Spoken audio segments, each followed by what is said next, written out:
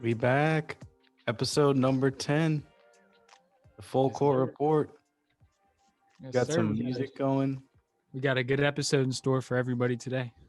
Absolutely. We got a nice little episode for a lot of stuff has happened this past week. You know, there was some injury news. Obviously, the All-Star starters got announced. Yeah, so a lot of stuff that we'll get into. But 10 episodes in. This is pretty exciting. It's been a Yeah. fun ride so far, I think. Yeah. Great. It's been great with you, gentlemen. All right, let's just get right into it. So, some injury news. There's a lot of injuries impacting teams as of late. So, we'll start with Anthony Davis and the Los Angeles Lakers. So, after missing 2 games with tendinosis, not to be confused with tendinitis, I looked it up. It's actually different. I thought it was a misdiagnosis, but no, it's a real thing. In his right Achilles, Lakers star big man Anthony Davis aggravated the injury during a game against the Nuggets last Sunday. And it was originally reported that Davis would be out for 2 to 3 weeks. But on Thursday afternoon, it was reported that he would miss some more time as the Lakers are going to take more of a quote unquote conservative approach, keeping him out just for his safety. So he's going to be out for at least a month. And, that's obviously problematic for the Lakers. But how do you guys think this is going to impact Los Angeles and their standing in the Western Conference? Well, it's definitely going to have a huge impact, at least for the short, for however many games he's out. But I agree with the Lakers' choice of, being conservative with him, especially with their position in the Western Conference right now. I was watching, who was it? Forget who it was. It was Richard Jefferson. He had a good point. He said, if something were to go wrong, they could be missing AD for 2 seasons if they try to push him too fast, like the Warriors did Kevin Durant. So, other players are definitely going to have to step up. One thing I will say, though, is this will help LeBron's MVP case at the end of the season if he continues to, play the way he's been playing and also keep the Lakers winning while AD is out. I think that those probably are the biggest takeaways from this AD injury. I looked it up.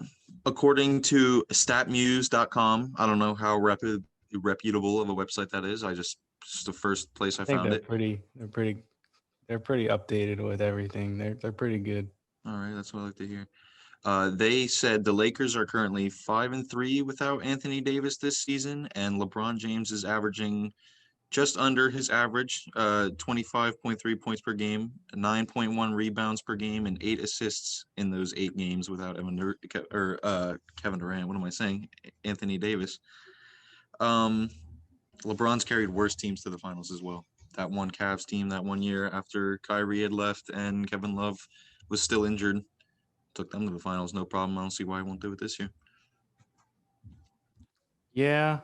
So the Lakers, they had won 7 straight entering that game that Anthony Davis got injured in, and then they have lost 3 of their last 4, including that game against the Nuggets. And their only win came against the Timberwolves without D'Angelo Russell, who we'll talk about next, actually. So, I mean, beating the worst team in the NBA by 8 points without, their starting point guard isn't really something to brag about. But after their loss against the Heat on Saturday, LeBron said, quote, "I think that's what it all boils down to.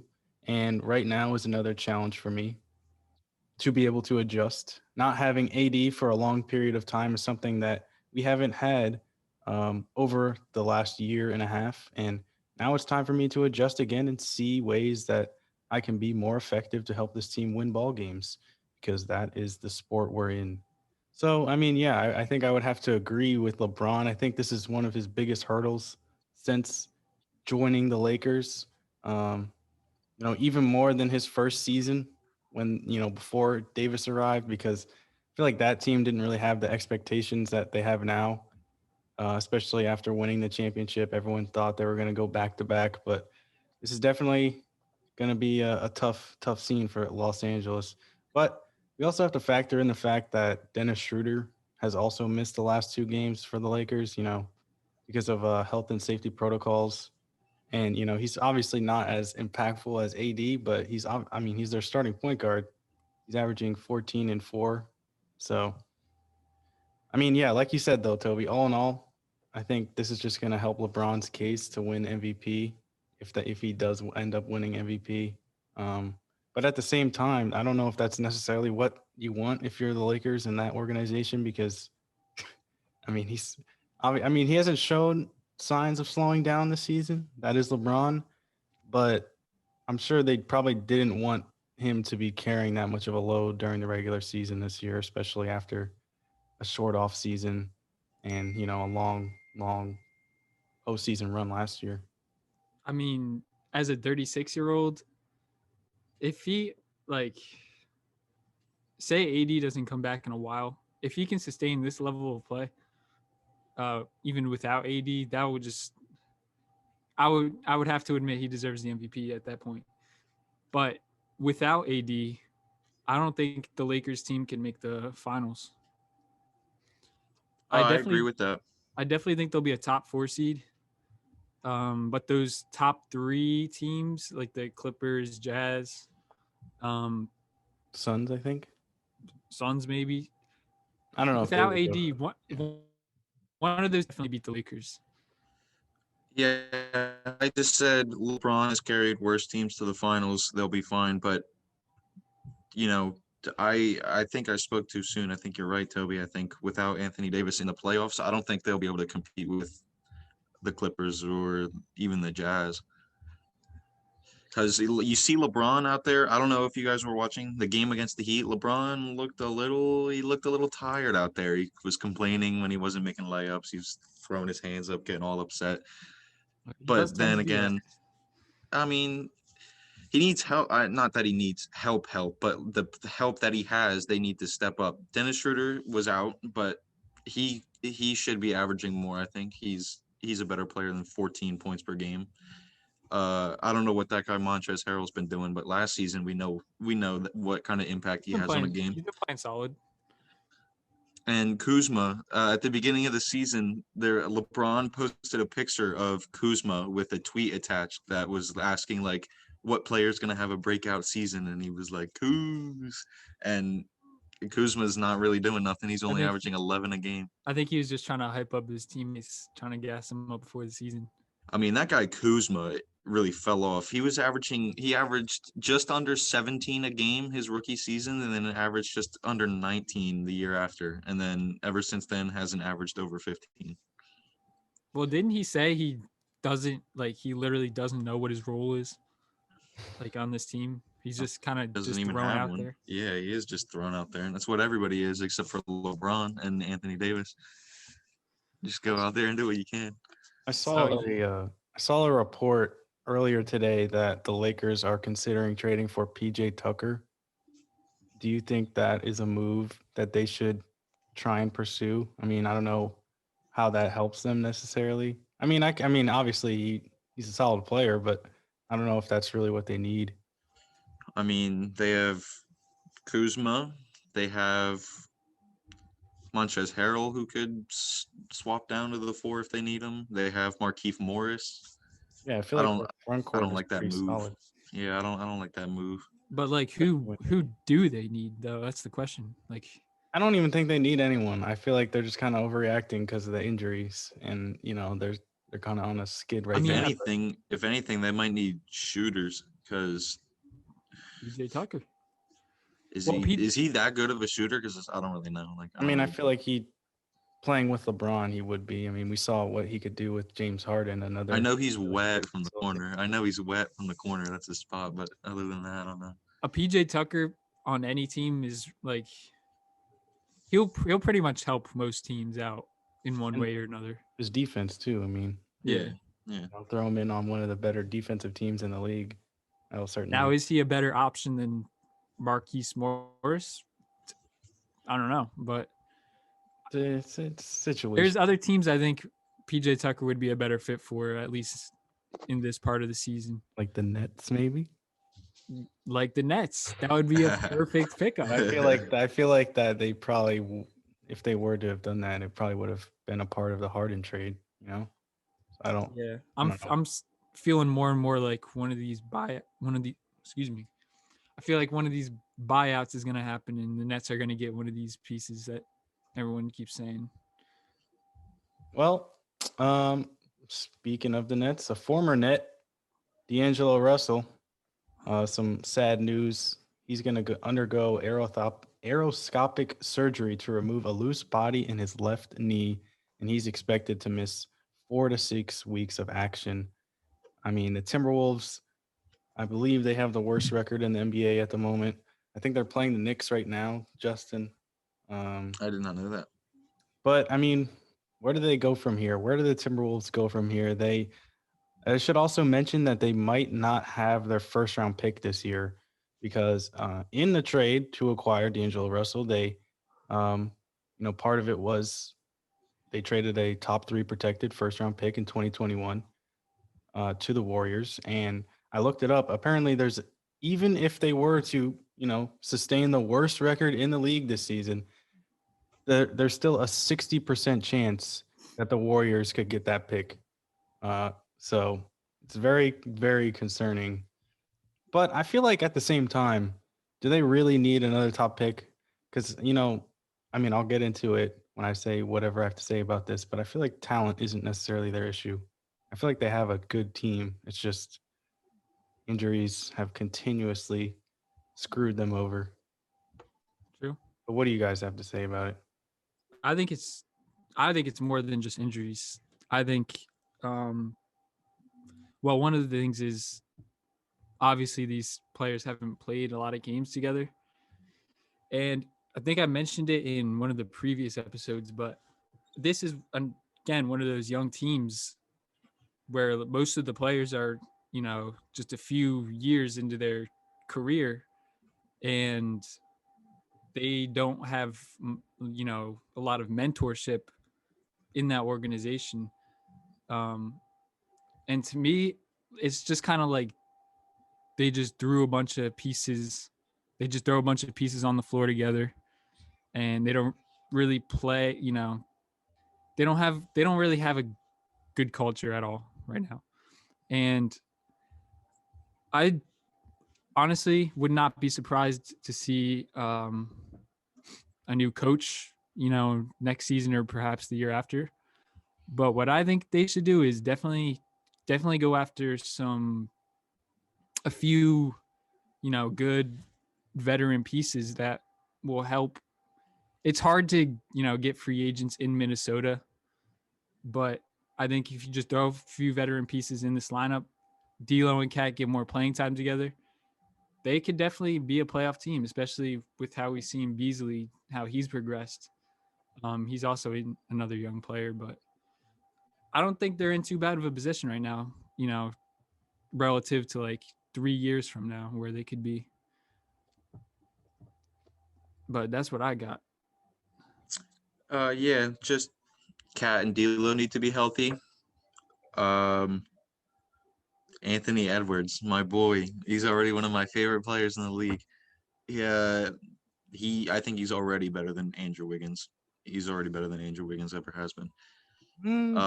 And as much as I hate to say it, as much as I hate that guy Kevin Garnett, I think they got to sell the team to him. I think you get him. Oh my gosh. You get him in a part of that organization, and you get your culture right there, Toby. You get your winning culture right there. They need more grit and grind. Yeah, More I would love to see that. That would honestly be pretty cool. Because I think, no, I don't want to. I don't know if that might be. He might be one of the few NBA player or former NBA players to actually own a team. So that'd be pretty cool. Obviously Jordan and Charlotte, but not many former players own teams. That would be pretty cool. I think you're right, Justin. That would definitely help them in their culture.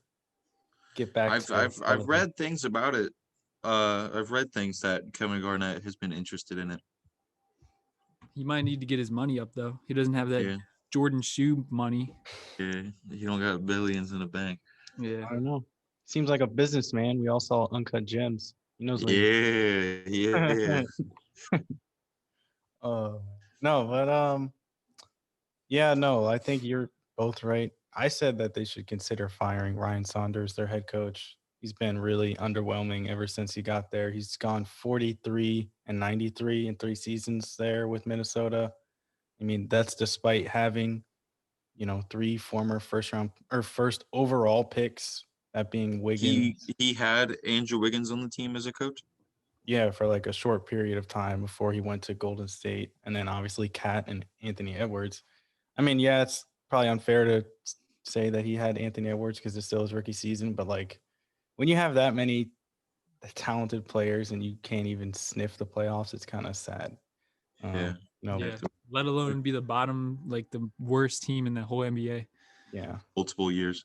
But Another interesting stat I wanted to point out was that since Thibs left, Karl Anthony Towns is the only player that played on a Thibs team in Minnesota. So it's like these guys are super new to like the organization. Oh wow, yeah. Already doesn't have a winning culture with a young, inexperienced coach. I just don't think that was a good matchup for success.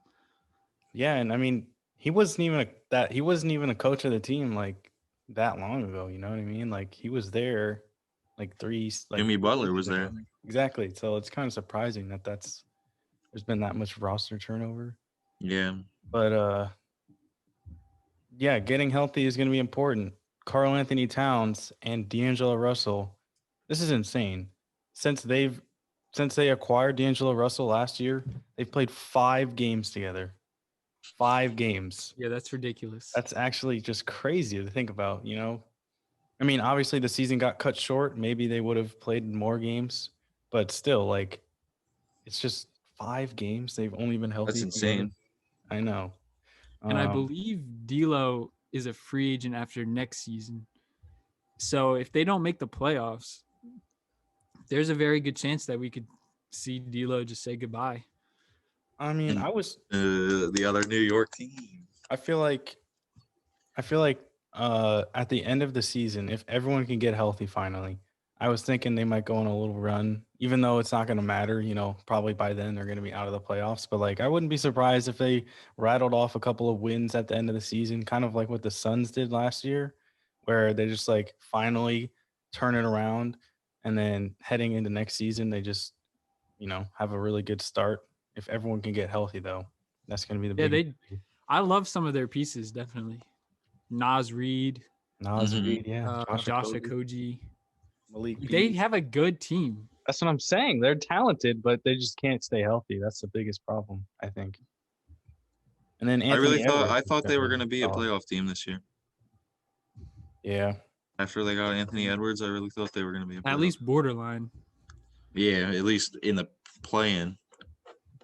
Maybe that last spot in the play-in. It's not even close. But yeah.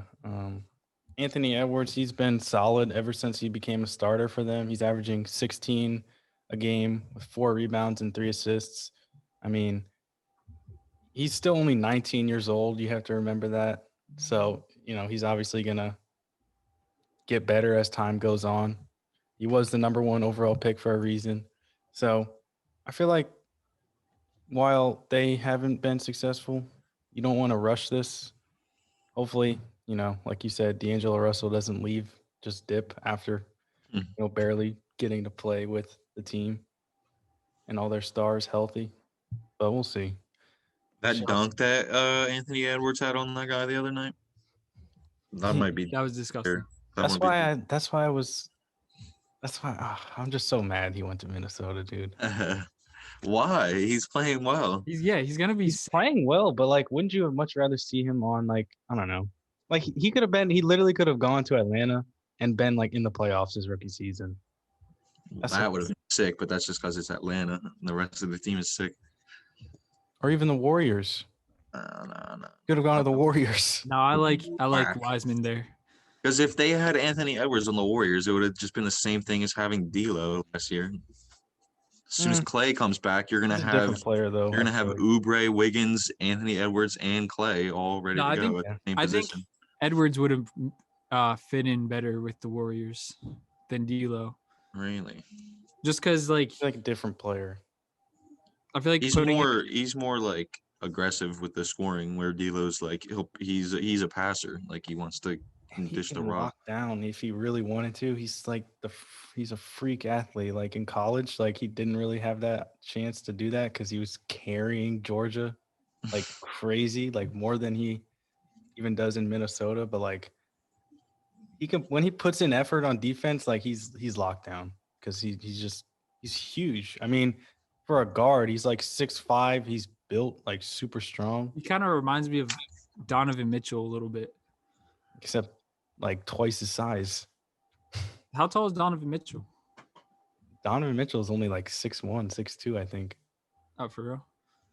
Yeah. I mean, play style wise, they kind of have. I know what you mean. Yeah, I can see that. But I just hope they figure it out because I would like them to be good again. I would enjoy that to see Minnesota, Karl Anthony Towns back in the playoffs. You know, that'd be nice to see. I really like Karl Anthony Towns. It's a shame that guy's had a rough start to his career. Yeah. Damn, All the things that's been happening to him recently. Yeah, it's just sad. That's who they should be concerned about leaving. I feel like more than D'Lo. Yeah. Because he's been there. He's been there his whole career. Yeah. Yeah, but he's under contract, so he would have to request a Force trade. a trade. Yeah, I don't know. It could happen, actually. I would if they don't turn it around by like next season. I think it Yeah. might be time. They have to make the playoffs next season, otherwise it's all going to blow up. Well, I mean, honestly, I think Cat is the only chance that the Timberwolves have of keeping D'Lo. And if D'Lo leaves, then Cat is going to be like, yeah, I'm out of here. Yeah. Just Man, crazy. they have to play with Devin Booker at one point in their career. Oh, yeah. All three of them. That's got to be a big three sometime. Oh, It's man. got to happen. Get him in Phoenix. Oh my gosh. That would be disgusting. All right. Well, we can move on to our last bit of injury news. Celtics guard Marcus Smart. He suffered a calf strain at the end of January. It's kind of crazy because I remember watching that game thinking like, oh man, that looks really bad. That was a month ago. So he's missed every game in February for Boston. And it was reported that he's going to be out until the All-Star break or after the All-Star break, which is, March 5th through the March 10th. And, he hopes to return for the second half of the season.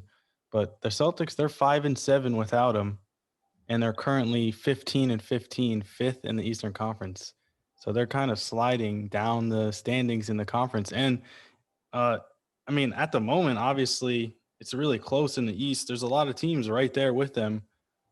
They could potentially be in the play-in tournament if they're not careful, if they keep losing these games, because I don't know who exactly is right behind them, but a lot of teams are like 14, 15. Here, I'll look her up right now. It's really, really close. So, being fifth in the East is not a lock at all right now for the Celtics if they don't turn it around. But, I mean, how concerned are you guys right now? And I'm not concerned. If they keep sliding, the Knicks are going to be a higher seed than the Celtics, baby. But no, I was talking to one of my coworkers he's all Boston. He's all Boston fans. He was saying how Jason Tatum said that he's still been struggling with coming back from COVID, like big time. Like it's not even halftime, and it's like he played a whole like 2 back-to-back games. So Jason Tatum, that's just there's nothing you can do about that. He'll just come back on his own, just getting through it. And Kemba Walker, I said it last year and I'll say it again. That guy Kemba Walker, he's one of those players who's only good when he's the only good player on the team. I think I gotta say it. I don't know. Well, he was dealing with some injuries to begin the season. I don't remember how many games he missed, but he definitely should have played better last playoffs. I was not impressed with him at all. I feel like the Celtics need to, because I mean, I'm surprised it didn't work with Kyrie. And then obviously it hasn't. I mean, it somewhat worked with Kemba. I mean, they made it to the conference finals, but like, I feel like they need that third star really. Like they have so many pieces they could get rid of potentially. Yeah. So many I don't young know people, if so many assets. there can be a third star in Boston, There definitely Why? can be. because every time we saw like be a a good big man. player go there, they're just not as good. Like Karl Anthony Towns, go to Boston. And Imagine those three I think together. they need a big man. That's what I mean. Yeah, like I Yeah, feel like yeah. that's what they need. They don't need another guard. I feel like that's their problem. They're always trying to get guards that'll just gonna take the ball out of their hands of Tatum and Brown, but get a guy that can play off them. I'm not concerned. I think they're gonna turn it around. You know, as I would hate it just as much. I would hate it equally as much. But imagine if the Celtics got in that little Andre Drummond buyout instead of the Nets. That could be What a if the nice pickup. Celtics got little Andre Drummond action? That would definitely be a nice pickup for them. Then honestly, I think that would make the Celtics honestly same team with Drummond. I'll tell you what, they still are my most feared team Really? to play in the playoffs, because I just think come playoff time, the way Jaylen Brown has been playing, if they get Marcus Smart back, even if they get like they could even get another center, Andre Drummond, and that, I feel like with all that playoff experience that they already have, they have good coaching. I think they would definitely make it a very hard series. You know, I feel like Boston is just different in the playoffs too. I feel like they just step it up just like exponentially. It's just they're a different team in the I playoffs. mean, not last year, but that was a bubble. Like, yeah, that's bubble playoff. That's bubble playoff. So much. I feel like the bubble is like so much different than actual regular playoffs. I mean, the We'll see. bubble was lit. The bubble was nice. Yeah, I like the bubble too. We'll see. But looking at the standings, the Raptors, they're tied right now, 15 and 15 Oh with yeah, the I Celtics. was gonna say that. The Hornets are 14 and 15, so they're right there. And then the Knicks, 14 and 16. I think one game back of the Celtics. So, I mean, they're all right there. It's not possible that the Celtics could keep sliding, and that would not be favorable, because then they would have to be matched up with, like, potentially the Nets or the Sixers in like the first round. That's definitely not what you want if you're Boston. True. There's a lot of middle pack teams that. So wait, the play-in tournament is 7, 8, 9, and 10 seeds, and then just the two winners of the play-in tournament make the last. Yeah. Two So I playoff think spots. 7. I don't know exactly. I would have to look it up again. I remember reading about it, but I think it's 7 plays 10. I think it's similar to last year where they have to just win one game. The higher seed, the lower seed has to win 2, I think. Yeah, I think that's what it is. That too. Yeah. And then 8 and 9. I would imagine that's how that goes. But yeah. It's gonna be an interesting second half of the season for sure.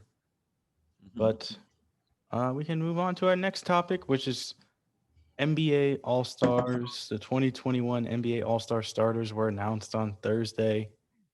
So Kevin Durant in the Eastern Conference, Kevin Durant is the captain. Joel Embiid was selected to another All-Star game. Giannis Antetokounmpo, Kyrie Irving, and Bradley Beal, everyone's favorite, got the starting spot. Yes, So, sir. Yes, good sir. for him. And then out west, LeBron is the captain yet again. Nikola Jokic, Kawhi Leonard, Stephen Curry, and Luka Doncic, who made it over Damian Lillard. A lot of people were questioning that. I'm a little upset. That I saw probably one of the biggest snubs to the All-Star starting lineup, that being Damian Lillard. But hey, he'll be in the All-Star game for sure. And then, at the end of his career, nobody's going to remember if he's a starter or not, really. So it is what it is.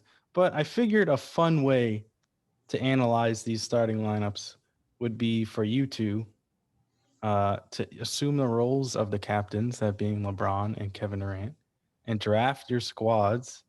So, Toby, since you're the Nets fan, I figured you would be Durant.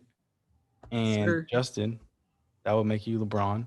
And since LeBron was the leading vote getter in the All-Star voting with nearly 6 million votes, that means you have the first pick, Justin. So, normally, obviously, they would have the reserves as well, but those aren't announced yet. I think they get announced on the 23rd of Tuesday, I believe.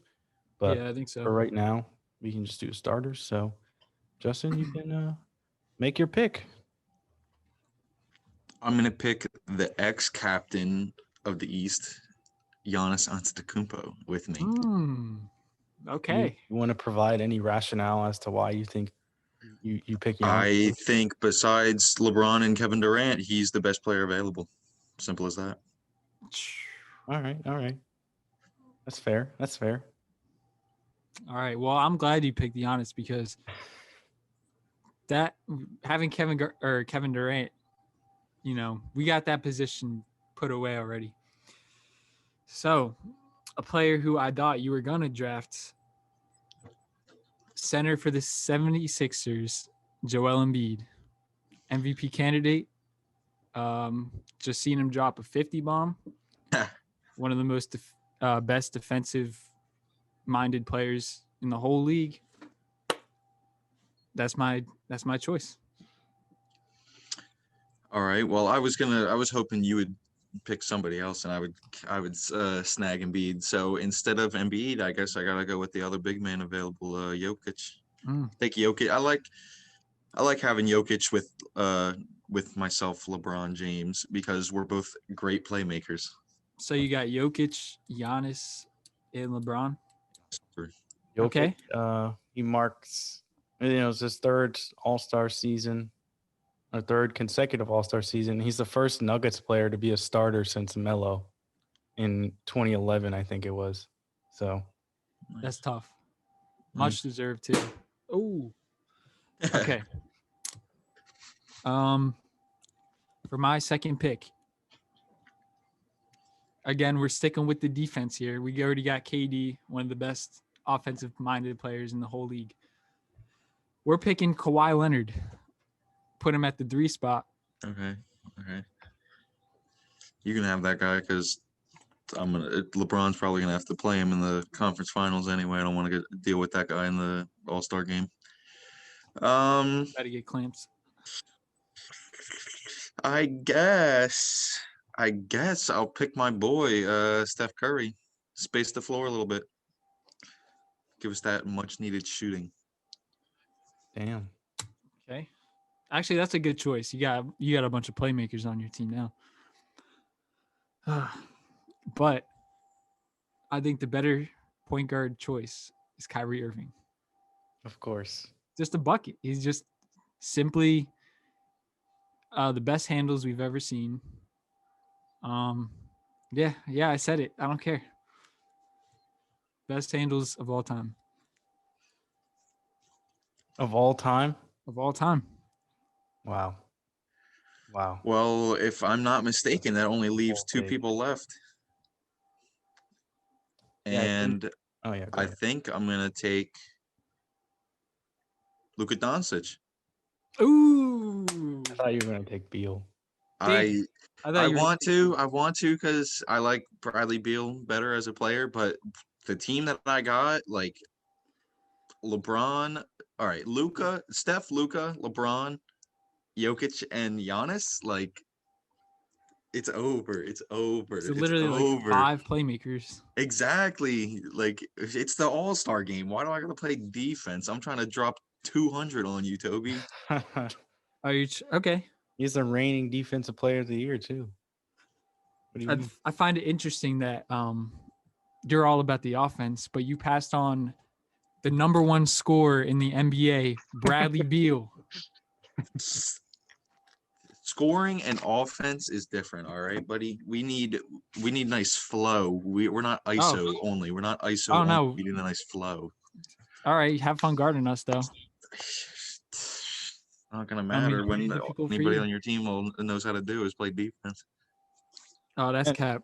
And, it could obviously, the reserves could come in. They could add a defensive presence. I don't know we don't know exactly who the reserves are going to be yet. I want to here, you know what? Where's my pen? I'm writing this thing down and I want to continue this draft next episode with the reserves because my team, this guy Toby thinks he's got My a better team is team than way me. better. My team is way better. I already got. You know what? So who do you think is going to win MVP of the All-Star game? Do you guys have any predictions? All-Star MVP. I think it was Kawhi last year, which is surprising. Honestly, they're gonna have to give it to the losing team, obviously, because I think Bradley Beal should get it. I think that guy might pop off. Honestly, I can see that. He's probably the most motivated. Yeah, he's been 'Cause, getting a lot snubbed. of the players are like, I don't even want to be here. True. So I could see that. I could see LeBron. Steph getting it. Steph Mhm. puts up like 50, not 50, but He won't put up 50. I don't know. I don't know how Has much. anybody ever had 50 in an All-Star game? I'll look up. Probably. I mean, the scores go up to like 100, like 200 points. So, but if Steph starts hitting like a bunch of crazy threes and throwing up a bunch of lobs, he could definitely win it. I think James Harden can win it. Also, Jorie, if you're looking that up, also look up if I a think bench player. Anthony Davis is the only player Oh, to have ever scored 50 points in an All-Star game. Look up if there's ever been a bench player, or like a bench player to win the MVP and to win the All-Star MVP. I don't know if I'm gonna find that. It's gonna be tough. I'd imagine mean- so. Really? You think so? Yeah. But yeah, I like that team a lot. I like the team that I saw. I think I like your team, but I think I like my team better. No, your team sucks. Talking about? What are you talking? What are you literally talking about? Oh Team man. sucks. Yeah, I mean, going back, Kawhi last year, and then the year before that, it was Durant, LeBron, AD, Westbrook, Kyrie. I think all of these were starters. I wouldn't be surprised if. I'm pretty sure all of those guys were all starters during their years. They win the All-Star game, but also during the All-Star game. So it was reported on Monday and confirmed on Thursday that the NBA is going to hold the 3-point competition and the skills challenge before tip-off of the All-Star game. And then at halftime, the slam dunk contest is going to happen. So, I don't think they haven't released the players that are the participants for any of those challenges, but who would you like to see in some of these contests? I mean, I think the only player that we know is going to be in one of these contests is Damian Lillard. It was reported on Wednesday that he's going to be participating in the 3-point contest this year. But other than that, I don't think we know of anyone. So, are there any players? And maybe let's start with a 3-point contest. Who would you like to see there? Well, I listed a few players who I thought if these players aren't in the 3-point contest, then I'm pissed. First, I got Fred VanVleet. All right. That's fair. He has 8.7 3-point attempts on like 40% shooting. So, and we already know what he's capable of from the 3-point line. I would go as far as to say he's one of the best 3-point shooters in the league. Number 2, I got Scary Terry Rozier. Really? I don't know if you've seen his stats, but he's been balling out, especially from the 3-point line. I think his teammate is a little bit better. Malik Monk. Really? 3-point shooter? I would put him in there over Terry. But I don't think Monk shoots as many per game, which is yeah. I think. I don't know. All right. Well, Monk has been water from Rozier averages 8. I know that 8 attempts on like 40. Oh yeah, he definitely isn't getting up 8 attempts. They got like 45% 3 ball, I think. And then one more player I got is Gary Trent Jr. He was an underrated. I feel like when we talk about good shooters in the league, we don't really give him enough credit. He's just underrated, period. True. Because I feel like for the longest time, everyone was, saying the Blazers should get rid of CJ and find a better companion for Dame. I feel like they've found that replacement. If they were to get rid of CJ, I feel like they can, because Gary Trent Jr., ever since he's been a starter, has been balling out. Well, they could trade either one of them. I mean, I feel like you could probably get more for CJ just because I feel like he's probably accomplished more and he's more of an established player in the league. CJ's injured right now, right? Yeah. So he would be a good option for the 3-point contest. Yeah. But that's the three who, if they're not in the contest, I'm pissed. I have 2 people that I'll be pissed about, and one of them's just kind of like probably gonna go because it's But I want both the Curry brothers to make it. I think if they were both to make it out of the first round, that would make it a very fun 3-point contest. And also the third guy who I'm gonna be pissed if he isn't. I used to hate on this man. I used to hate his guts, and now I love him. My boy Joe Ingles. If Joe Ingles is not in the 3-point contest, I'm gonna be very upset with somebody. Yeah, I anyone on the Jazz. There's a few players on the Jazz. I said Jordan Clarkson because I don't even understand this guy. He's just he's the definition of a spark plug. Because I think it was their game against the Sixers. I was in the chat with you guys saying you guys are sleeping on Ben Simmons because he had 19 in the first quarter.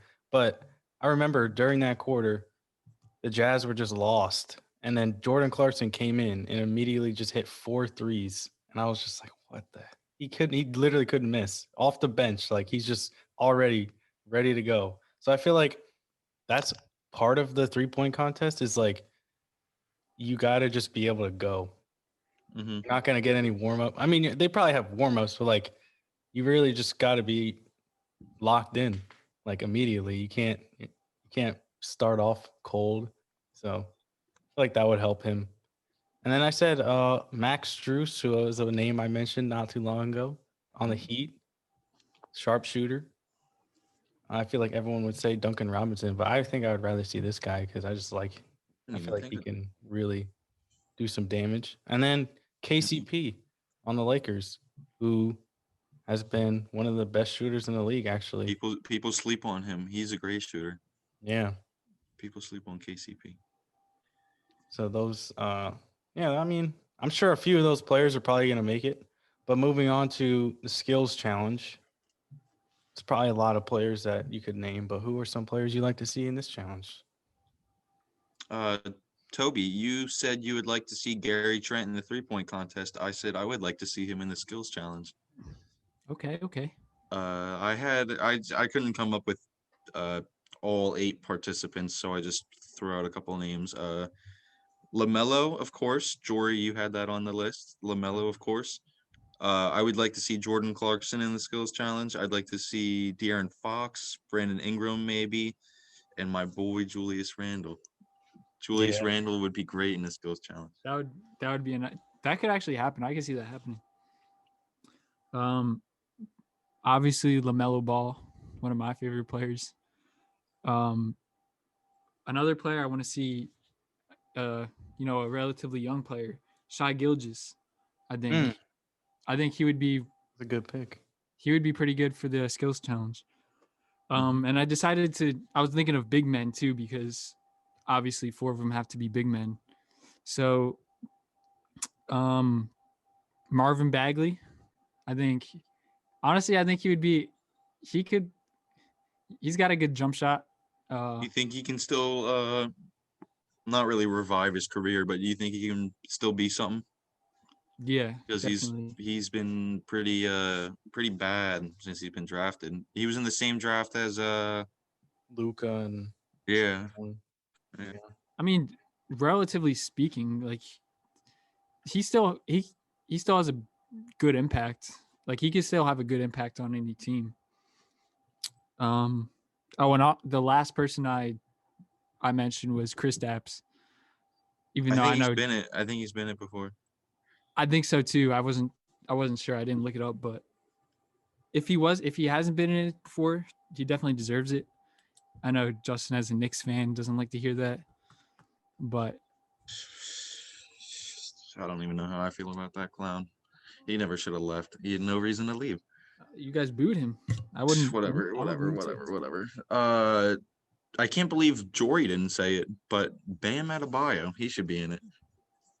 I think he was in it last year. I was just about to say, unless he was already in it. I mean, I'm sure there's probably going to be some repeats, but I've two players that I said, Facundo Campazzo on the Nuggets, the Argentinian rookie.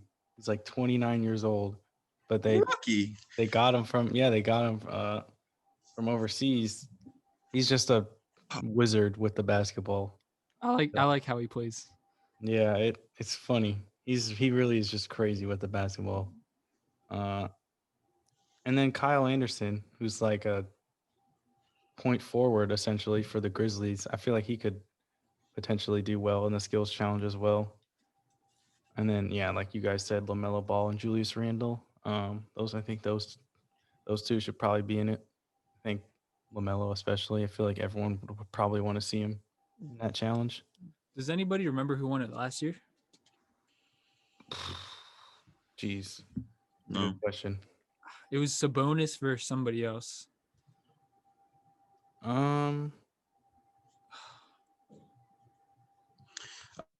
Yeah, I do remember Jason Tatum won it on a half-court shot. Oh, it was 2 Bam. years ago. Oh yeah, it was Bam. Bam won. Oh yeah. Oh yeah, I forgot about that.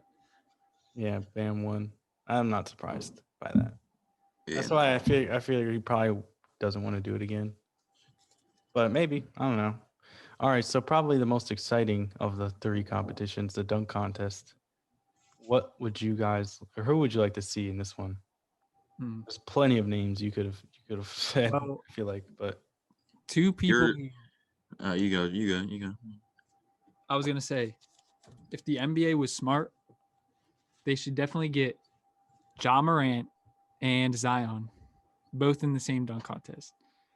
Just because, if those two are the finalists, which they could very easily be, that would make for probably one of the best dunk contests ever.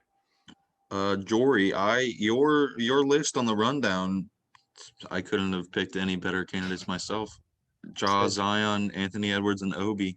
That would be crazy. Lonnie. Oh yeah, Lonnie Walker. Yeah, Lonnie Walker. I don't know. Okay. I don't know if Zion would do it. I feel like he doesn't want to label himself as just a dunker. I feel like that's why a lot of those players don't want to do it because they don't want to be seen as just that. I mean, Zach LaVine did it. Yeah, I guess. But I feel like Obi Toppin is underrated in that sense. I feel like people are just completely forgot about him and his like. Hasn't he been terrible though?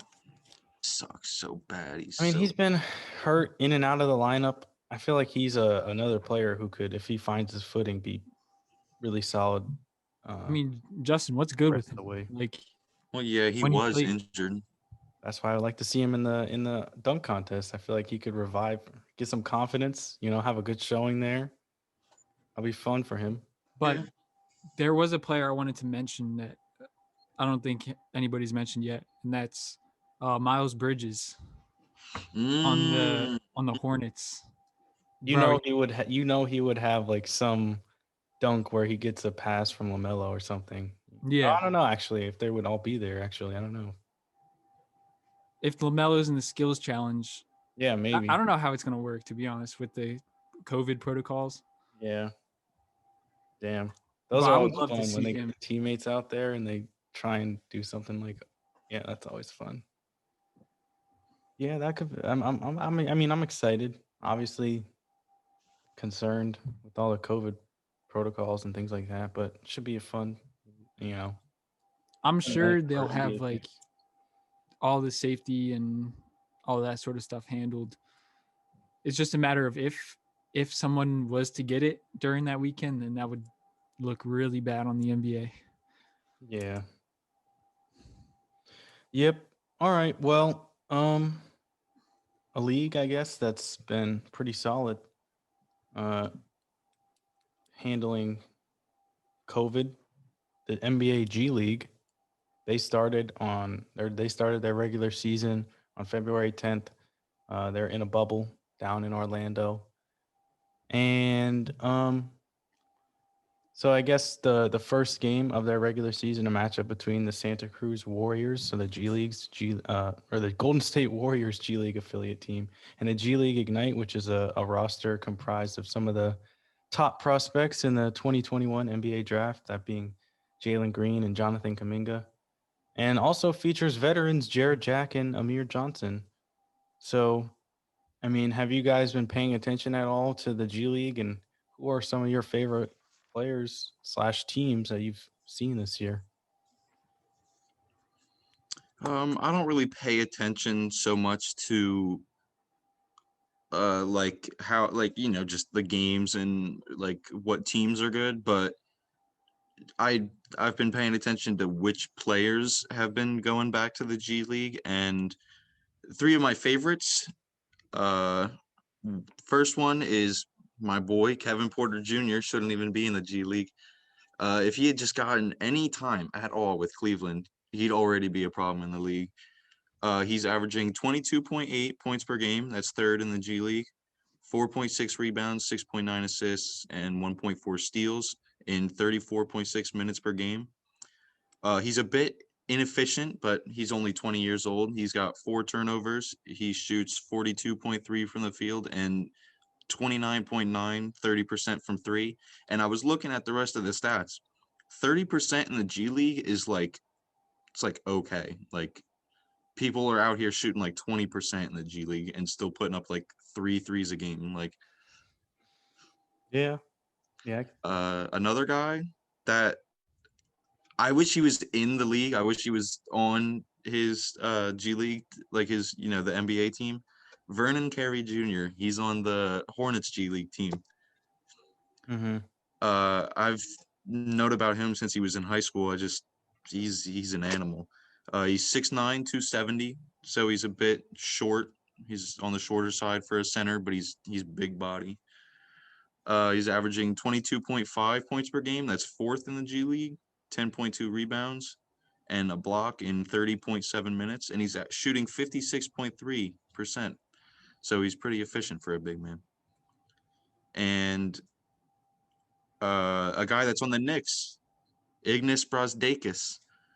He's on the Westchester Knicks. He's fifth in the league in scoring at 22 points per game, 10.2 rebounds, 3.6 assists.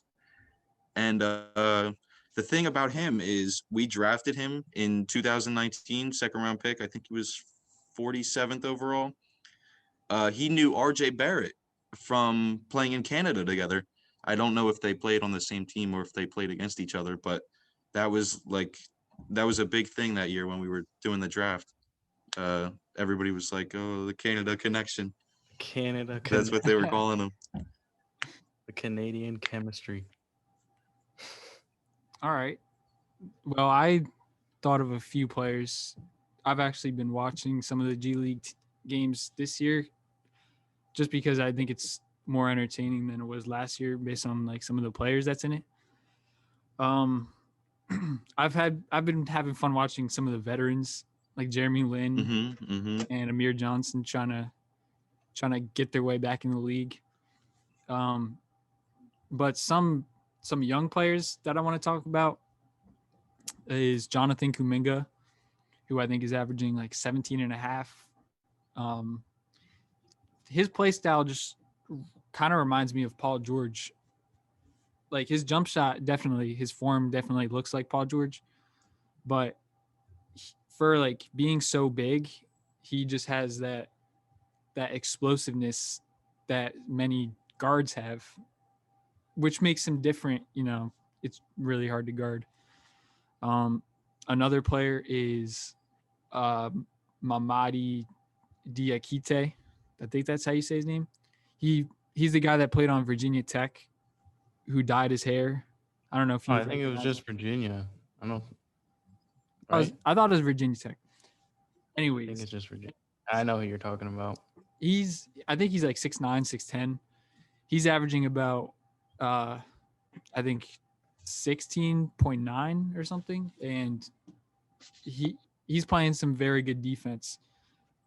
He could definitely be a good piece on a playoff team.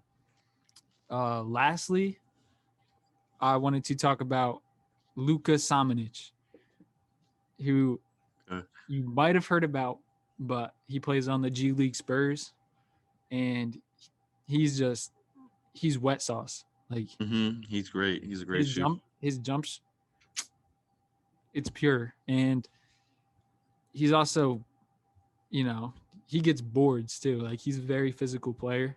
He plays good defense. He could be a really good player in the NBA, in a few seasons. Yeah. One player that I've been pretty impressed with so far is Paul Reed, who I can't even say that I was surprised because I was actually pretty high on him. I was talking him up coming out of the draft. He went to DePaul, and he was a defensive tactician there, really, but he showcased an offensive game as well, an ability to stretch the floor and create his own shot. But he's averaging 24 a game, 12 and a half rebounds, and 2 steals on the 6-0 Delaware Bluecoats, which is the G League team for the Sixers. So, he's basically one of the best players on one of the best teams in the G League. They changed the Sixers team? Hmm? What do you They mean? changed the G League Sixers team? They used to be the 87ers. Oh, really? Yeah. You don't remember that? I think I do remember that, but yeah, I didn't even realize that. That's funny. But yeah, Paul Reed, he moves really well for someone. He's 6'9". He kind of reminds me of like Precious Achua on the Heat a little bit. He kind of plays like him. But I would imagine he's going to get called up soon. Somewhere. He's too good of a player not to. And then a team that I've been impressed with, the Erie Bayhawks, the Pelicans G League team. They're 6-1. They have Najee Marshall, who I talked about last time or a few episodes ago, whatever. He's been solid off the bench for them. Cassius Winston, who was a point guard from Michigan State, he's also on the team. I didn't know. Bell, and then Jalen Adams, who went to UConn. He's been really solid as well. So yeah, Erie Bayhawks been pretty good. I think they beat the G League Ignite. They were like the first team to beat them, I think. That's been my favorite team to watch, just because of Jalen Green and Kuminga, and Jared Jack too. Jared Jack has been balling out, dude. He's wet. Yeah, I liked him when he played on the Knicks a couple of years ago. He played, I think, for just a season. But I wouldn't feel right without acknowledging Miles Powell. Yeah, I was gonna slap him on my list too. Because there needs to be an NBA team that signs this man after this G League season. He has unlimited range. Like he'll shoot from anywhere. Just based on that fact alone, he has the potential to be special in the NBA. But I think beyond that, he has a lot more to offer, especially on the offensive side. That there's a lot of NBA teams that could use a player like him coming off the bench. Yeah, I mean, I'm obviously biased. I'm a Seton Hall Pirate myself, so I got to watch him in college the last 2 years, and I feel like a lot of people, they see him as an undersized shooting guard who doesn't really do much else for you. He's not going to like play great defense. He's not going to facilitate, but you got to just watch him and understand that the impact that he has on games, because it's really just it doesn't really show up in the box score really. Like it's really hard to explain. You really just got to watch him. He's more of and he's mesmerizing when you watch him, because he can get hot. Like we were just talking about Jordan Clarkson earlier. I can see him being someone like that because he could easily come off the bench and just put up 5 shots and give you 15 points. Like It's easy. He almost reminds me of Fred VanVleet. Mm-hmm. I think he might. I feel like Fred VanVleet probably has a better handle than Myles Powell at the moment. He's probably more of a facilitator. I feel he could be like Fred VanVleet light. Yeah. I mean, that's just the kind of thing with all of these G League players is like they can score, but they gotta smooth off the rough edges. Like they gotta become more efficient. They gotta just develop a little bit better of like a basketball IQ. It's all the same thing. Like they're all the same place in their careers. It's I mean, funny what I find good about this G League is that, like, even like with players just coming out of high school, we can see sort of how they match up with players that are on an NBA level who are trying to get back there, or NBA vets who know like all the intangibles and all the little nuances of the game. And I think that just shows like how valuable the G League will be in a few seasons. I like the trajectory. That's a good transition, because the last question I have is, do you think, I mean, I know you guys aren't big college hoops fans, but do you think the NCAA should be concerned about the G League, moving forward? Because obviously we saw this year, two of the top players in the incoming draft, Jonathan Kuminga and Jalen Green, they decided to, instead of go to college, go to the G League, get that exposure instead. Do you think this is something that the, NCAA should be concerned about? Absolutely. Yes, definitely. For sure. I feel like it's like yes and no. Yes, because I think the G League is going to provide more of an opportunity for some prospects. That's the thing, though. I feel like the G League did this because it's Jalen Green and it's Jonathan Kuminga, two players that could potentially be like top 3 picks. I don't know if it was like second rounders doing this that decided to go to the G League. Yeah. They would have done the same thing. They probably wouldn't have made like their own team just for them.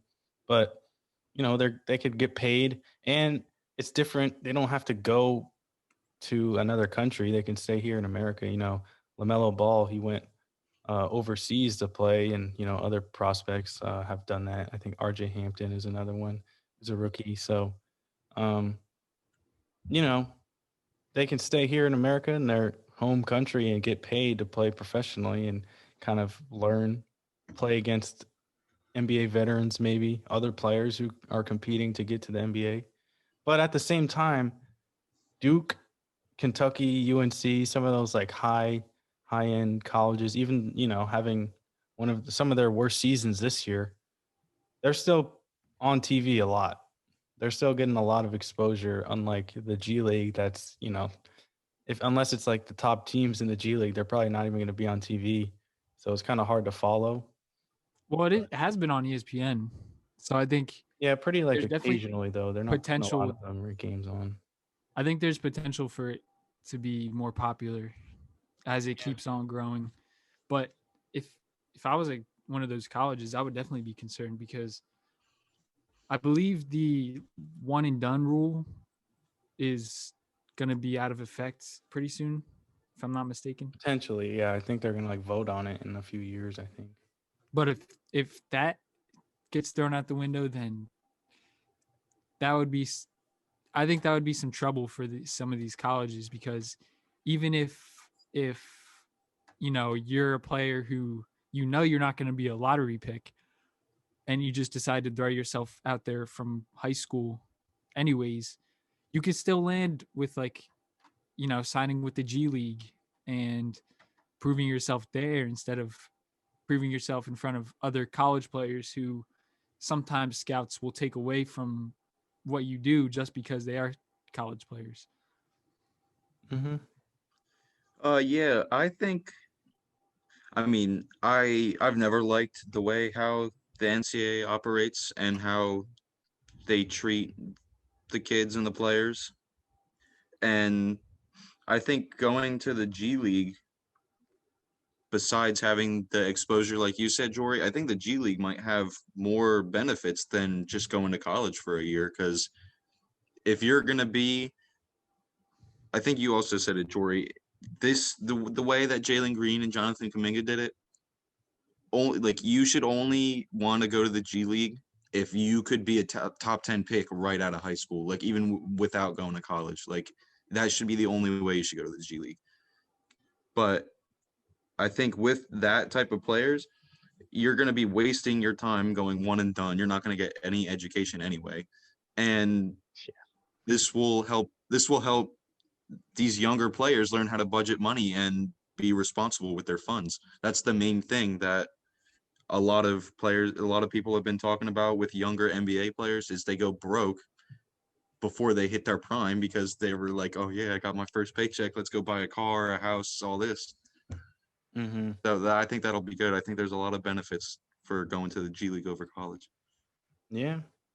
And I don't know how it works, but like, obviously if you're in the G League, you're going to be on a team that's affiliated with the NBA. So like that team would get like a much better look because they're going to be like with the organization all season long. So that could potentially be, another factor as to why, because you'd be right there in front of all the executives for that team, looking out, scouting you instead of, going to college, them being in the I think stands it's like a fan. starting to get more similar, like minor league baseball, because they sort of have a system, like Justin said, where you learn as you at through the franchise or whatever. You go up, you move up a team to a better team. You learn, you're getting paid. You learn how to finance. You're playing with veterans. I think they're sort of take that route, and I think they're going to find a lot of success in that. Toby said it. I like the way the G League is heading now. I think they're in a great spot. I think honestly, the G League could be really exciting. I think in a couple of years, if they keep getting these top prospects, the G League could be like worth watching, worth putting on TV. Yeah, it could be like another college. Yeah, thing. Yeah, I don't think. I also like the fact that they have players that get drafted but get sent down to the G League, and like there's a lot of players that are in like the second round that don't make the NBA roster, but I obviously want to see play, and I think that provides them a good opportunity to do that. That's a good point. Reggie Perry on the Nets, he's been balling out. Yeah, exactly. There's a lot of players like that, just undrafted free agents or second round guys that couldn't make the team. Oh man, I wish I was paying attention. I was playing the 2K21 my career, and I chose to go to the G League. Actually, I skipped college and went to the G League. I did what we're talking about. Oh man, every game they have like the stupid like announcers talking about whatever they're talking about. Every game they'd always have some guy be like, a certain percentage of the league, like the whole NBA, has played at the G League at some point, and it was above 50. It was more than half the league has played in the G League at some point. That's pretty nuts. I believe it. At least now, some of the best players, came from the G League. Didn't Fred VanVleet play in the G League? Yeah, because you were just talking about him. I think he definitely spent time in the G League. I know a lot of Raptors played in the G League. I know Seth Curry did. Yeah. G League could be very interesting in a few years. We'll see. I think they just need to get on TV more. I'm glad that the narrative of the G League being a joke, I'm glad that's not what it is anymore. People are starting to give the G League its respect. Yeah, well, that was when it was called the D League. Yeah, the D League was a joke. Yeah, that was a nice. That was a good. That was a good. That was a good rebrand. Exactly. Definitely, G League just sounds way better. Yeah. The D League, the development. Yeah, I'm definitely not trying to play in the D League. Like, no. Nobody watches the development league. Oh man. All right. Well, I mean, that's all I got. Is there any other final thoughts you guys have or you want to say before we sign off? Episode 10. It's been a good one. I don't know. Covered it all. Let's see how this Knicks game is going. They were up by 11 at halftime. I'm about to watch this Nets beat the Clippers like I said they would. Nice. We're losing by 1 with 32 seconds left. Great. Wow. I'm smelling an RJ. We're buzzer tied. beater. We're tied. I guess we're at the free throw line. All right. Well, we'll let you give to it then. We'll let you see if we can catch the end of that. But this was a good episode, guys. Thank you. It's been real. Yeah. All right. Well, we'll tune in next time and we'll have the rest of the All-Star draft. And whatever else goes on throughout the week. We'll see. All right. All right, yo. Peace. From myself, Jorie Mickens, and my two co-hosts, Justin Sadovi and Chris Tobias, thank you so much for listening to that episode of the Fullcourt Report NBA Show. Be sure to follow us on Twitter at FullCReport, on Instagram at the.fullcourt.report. Like and comment on this video and subscribe so you never miss a minute of action.